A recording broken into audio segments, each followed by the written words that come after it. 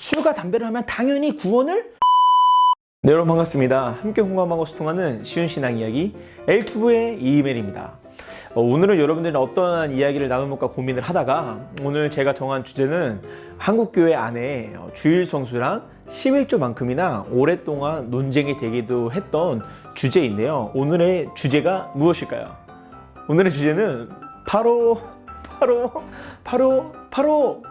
오늘의 주제는 술과 담배에 대해서 여러분들이랑 이야기 나눠보고자 합니다. 오늘 영상이 특히나 대학교에 들어가서 또한 새로운 사람들을 사귈 때 내가 술이랑 크리스천인데 술이랑 담배를 안 해서 누군가랑 인간관계가 어려우면 어떡하지? 라고 고민하시는 분들이나 새로운 직장에 들어가서 직장인 그 회식이나 그런 자리에서 내가 어떻게 하면 좋을지 고민하시는 분들에게 도움이 되면 좋겠습니다. 그러면 엘도사와 함께하는 신앙 영상 지금부터 시작하겠습니다.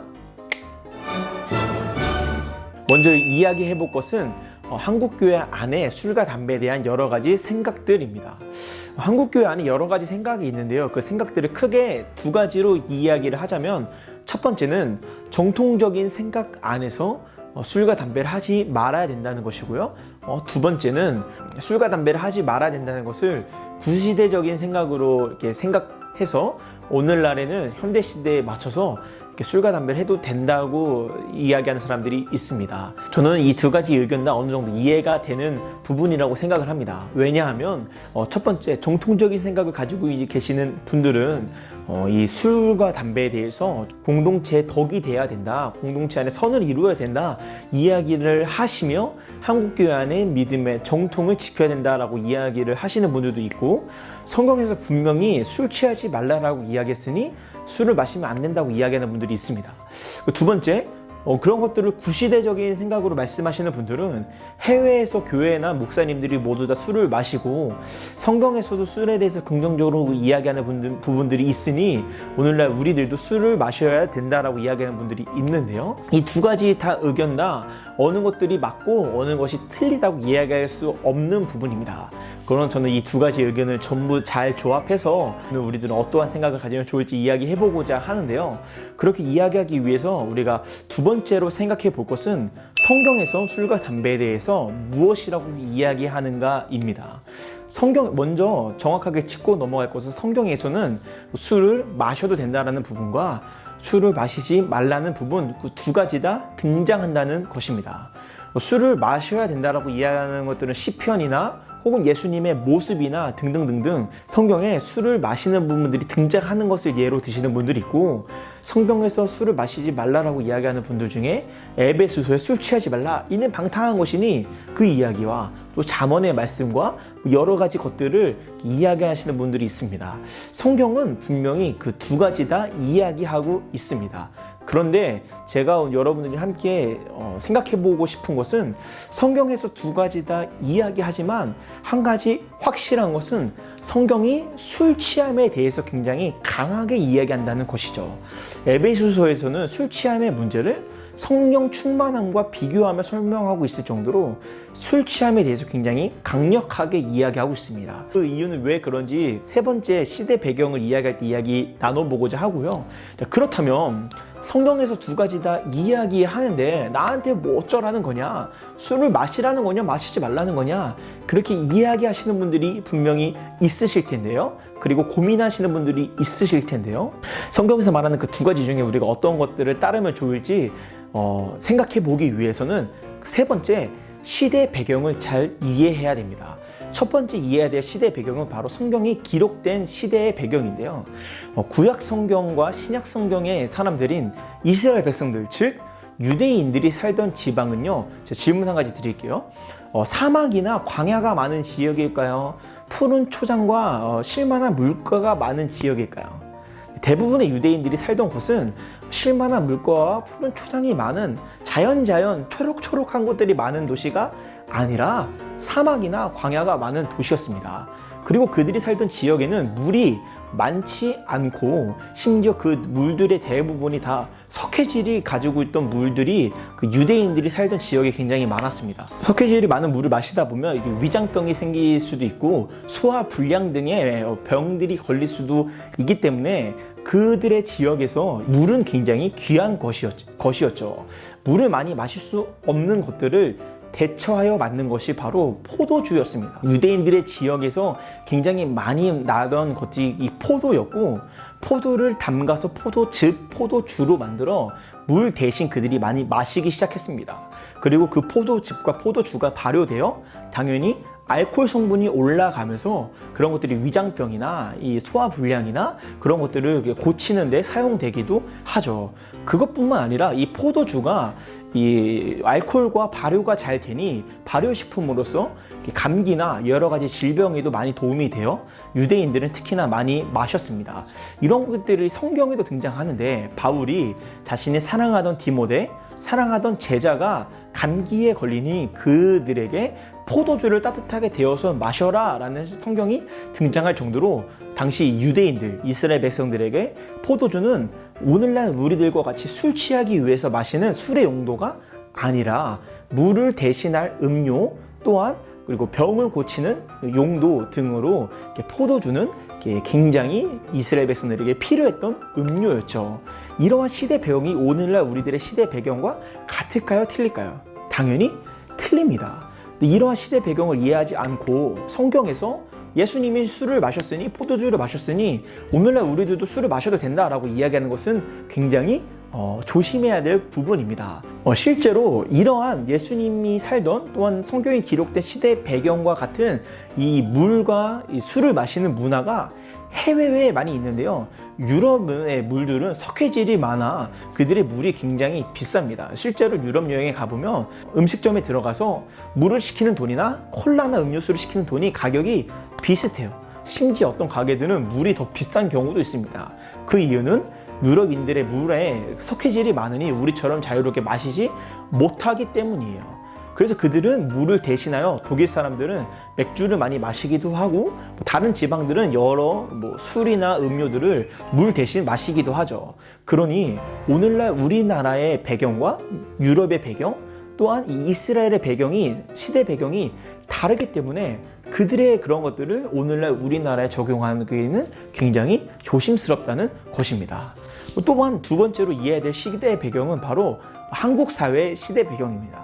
아까 말씀드렸다시피 우리나라의 시대 배경은 성경과 또 유럽과 굉장히 다릅니다. 왜냐하면 그들은 이 포도주를 마시거나 술을 마시는 게 물을 대체하거나 그냥 작은 파티에서 마시는 음료 정도로 사용하지만, 실제로 우리나라에서 술을 마실 때 그러한 용도보다는 술 취하기 위해 마시는 것이 우리나라의 음주 문화입니다.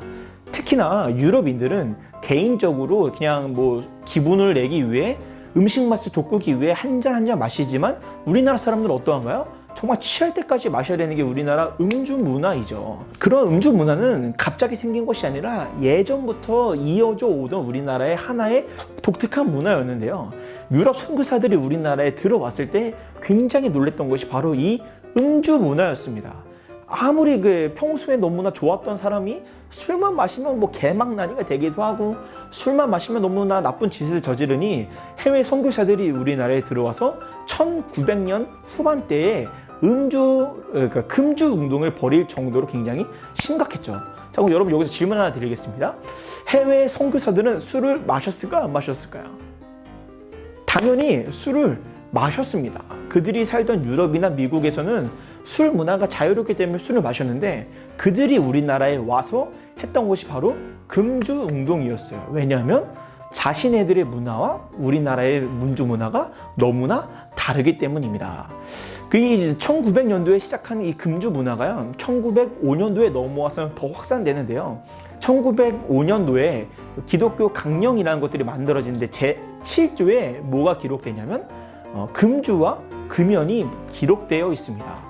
그러니 그러한 선교사들이 시작된 그러한 운동들이 단기간에 끝난 것이 아니라 쭉 이어와서 기독교 강령에도 실어지고, 오늘날 우리나라의 대부분의 주요 교단, 총회, 그들의 안에 있는 헌법에도 기독교인들은 교회 다니는 성도들은 술과 담배를 하면 안 된다는 것이 1900년도부터 지금까지 이어져 오고 있는 우리나라의 문화이고 우리나라의 신앙의 정통입니다. 그러한 정통이 있는 우리나라를 해외의 사례와 성경의 사례들과 시대 배경이 너무나 다른데 그런 것들을 문자적으로만 이해하여 적용하는 것은 굉장히 위험한 것이죠. 그렇다면 우리들은 술과 담배에 대해서 어떻게 바라봐야 될까요? 네 번째로 술과 담배에 대해서 기독교인들은 어떻게 바라봐야 될까요? 우리가 앞서 성경의 이야기, 또 시대 배경 이야기, 여러 가지 이야기들을 해봤는데요. 자연스럽게 우리들에게 이러한 궁금증이 생길 것 같습니다. 술과 담배를 하는 사람들은 구원을 받을까요? 못 받을까요? 어떤 목사님들은 술과 담배를 하면 당연히 구원을 못 받는다라고 이야기하시는 분들이 있습니다. 그런데 우리가 다 알다시피 구원은 우리들의 행위로 결정나는 것이 아니라 예수 그리스도를 믿는 믿음으로 결정나는 거죠. 술과 담배를 한다고 해서 우리가 구원을 받을까요? 못 받을까요? 당연히 예수님을 제대로 믿는다면 구원을 받겠죠. 술과 담배를 한다고 해서 구원을 못 받는다는 가르침들은 잘못된 가르침입니다. 자, 그렇다면 또 이런 질문이 생길 수도 있을 것 같아요. 술과 담배는 죄일까요? 죄가 아닐까요?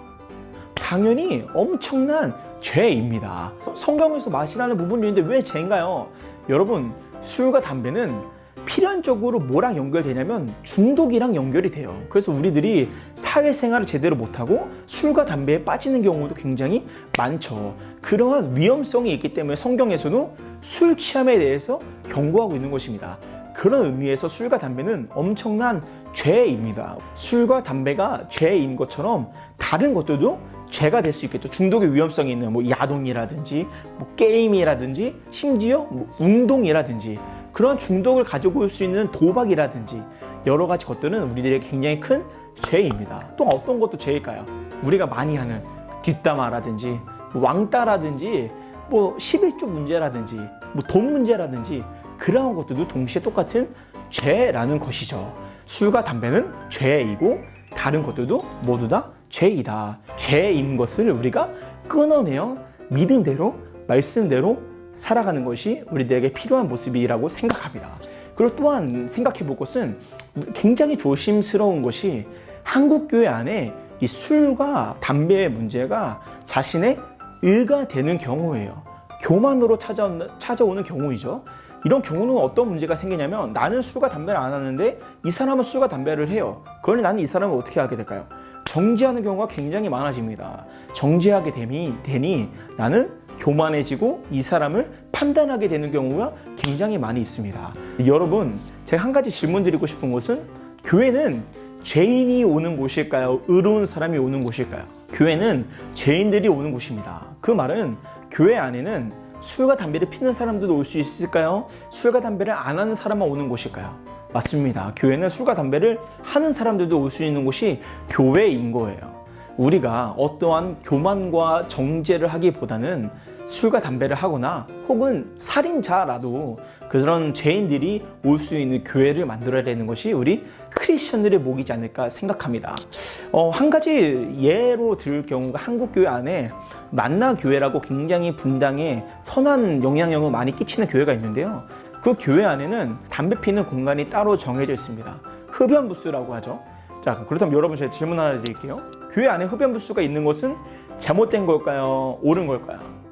여러 가지 의견들이 오고 갈 수 있겠지만 저는 죄인들이 담배 피는 사람들이 술 마시는 사람들이 교회에 올 수 있도록 문을 열어놓는다는 입장에서 교회 안에 담배 피는 부스를 만드는 것이 긍정적인 것 같습니다. 그런 면에서는요. 여러분, 우리가 믿음 안에서 말씀 안에서 잘 세워나가 바른 교육을 하고 죄에서 벗어나게 하는 것도 물론 중요하지만 자칫 잘못하다가는 잘못된 길로 빠져나가 그것이 나의 의가 되고 교만이 되어 정죄의 도구가 될 수 있다는 것을 우리가 굉장히 조심해야 되는 것입니다. 자, 여기까지 이야기 나왔을 때는 여러분들이 정말 헷갈릴 거예요. 나한테 술과 담배를 하라는 거냐 말라는 거냐, 끊으라는 거냐 그만 하라는 거냐, 어떻게 하라는 거냐. 마지막으로 생각해 볼 그 5번째는 술과 담배를 어떻게 해야 될까입니다. 술과 담배를 어떻게 해야 될까 그 결론을 이야기하기 전에 성경 구절 몇 개를 이야기해 보고 싶은데요. 고린도전서 10장 31절에 보시면 무슨 일을 하든지 다 하나님의 영광을 위해 하라고 사도 바울이 고린도 교회 사람들에게 또한 오늘날 우리들에게 말씀하고 있습니다. 또한 로마서 12장 2절에서는 이 세대를 본받지 말고 분별하라라고 우리들에게 경고하고 있죠. 술이 한국 교회 안에, 한국 사회 안에 긍정적인 영향을 많이 주고 있을까요? 부정적인 영향을 많이 주고 있을까요? 당연히 부정적인 영향을 많이 주고 있습니다. 술을 먹고 선한 일을 하는 사람들보다 술을 먹고 나쁜 일을 하는 사람들이 더 많이 등장하기 때문이죠. 이렇게 한국 사회 안에, 한국 교회 안에 부정적인 이미지로 가득한 술 문제를 우리가 무조건적으로 따라가는 것이 우리들에게 오히려 위험한 일이 될 수 있습니다. 왜냐하면 앞에서 말씀드렸다시피 한국 사회 안에 술 문화는 외국과 다르게 술을 취하는 문화이기 때문이에요. 심지어 우리나라는 지금 엄청 특이한 술이 있죠. 술을 더 빨리 취하기 위해, 술을 더 많이 먹기 위해 만든 게 무엇인가요? 폭탄주잖아요. 폭탄주. 우리나라는 그렇게 특이한 술 문화를 가지고 있는데 우리들이 나는 술 취하지 않을 수 있어, 나는 절제할 수 있어, 그것이 어떻게 보면 우리들에게 굉장히 위험한 교만이 될 수 있습니다. 여러분, 술 마시는 문제를 우리가 정말 어떻게 바라보아야 될지, 한국 사회를 바라보며 또 한국 기독교 공동체를 바라보며 올바르게 분별하시는 여러분이 되었으면 좋겠습니다. 그런 의미에서 앞서서 말씀드렸다시피 대부분의 교단들이 여전히 금주를 헌법 안에 명시되어 있고 향종직, 장로, 안수집사, 권사 직분을 받기 위해서는 금주, 금연을 명시하고 있기도 하죠. 사회적으로 이 금주가 어떠한 영향을 끼치는지 제대로 알 수 있는 부분이 하나 있는데요. 한 신학교 교수님이 신학생들이랑 같이 술을 마셨다고 해요. 학교에서 그 교수님을 징계 처리해 학교에서 이렇게 자르려고 했더니 그 교수님이 억울하다고 이걸 법원에 소송을 제기했어요. 자, 법원이 내린 결정이 어떻게 되었을까요? 신학교에서 그 교수에 대해 징계를 여겨서 교수직을 박탈한 것이 옳다고 판결을 내리기도 했습니다. 여전히 한국 사회 안에는 술 문화가 긍정적이기보다는 부정적으로 끼치는 게 굉장히 많이 있습니다. 여러분, 이 시대를 온전히 분별하시어 시대를 따라가기보다는 말씀 안에서, 믿음 안에서 올바르게 분별하시는 여러분들이 되시기를 바랍니다. 술 마셔야 될까요? 마시지 말아야 될까요? 선택은 여러분들의 몫이지만 저는 마시지 않습니다. 여러분들도 믿음 안에서 올바른 선택하시기를 축복합니다. 영상이 꽤 길어졌는데요. 오늘 영상을 끝까지 시청해 주셔서 감사합니다. 여러 가지 이야기를 했지만 명확한 것은 판단은 여러분들의 몫이라는 거예요. 믿음 안에서 올바른 선택을 하시기를 축복하며, 오늘 영상이 여러분들의 신앙에 또한 분별의 선택에 도움이 되었다면 구독과 좋아요 부탁드리며 저는 다음 영상에서 또 찾아뵙겠습니다. 여러분, 오늘 끝까지 함께 해주셔서 감사합니다. 여러분들의 어려운 믿음의 여정, 사회에서, 회사에서, 학교에서의 믿음의 여정, 제가 함께 기도하겠습니다. 힘내십시오. 감사합니다.